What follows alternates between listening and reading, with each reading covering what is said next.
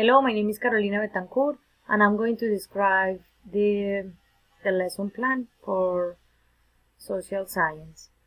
The topic of the lesson is the definitions and types of energy. The objective is to recognize difference between the concepts of energy. This class planning makes use of technology as the main tool. Throughout 2 YouTube videos, the content is presented. It is a group of 17 students of their grade, and it is individual activity, and when they finish the individual activity, they will do discussions in groups, and they're going to socialize the concepts to see who captured the meanings.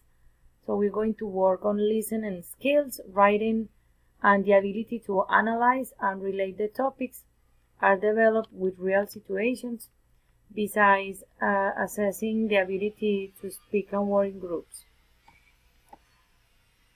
The time that we're gonna take is 90 minutes. We start the warming up, asking the students what is energy and what they do know about energy, and we're gonna make a brief brainstorming list with the help of the students, asking them, for example, does your body use energy? When? Where does your energy come from?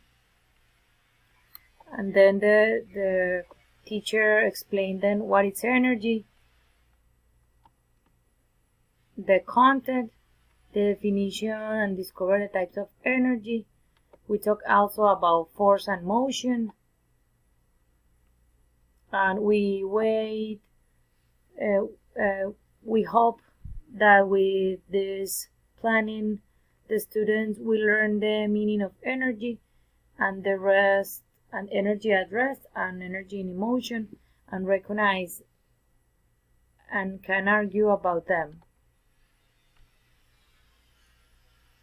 The materials that we're going to use are these 2 videos, the notebooks to write the list and write the meanings with their own words, board markers, the computer, and the TV projector.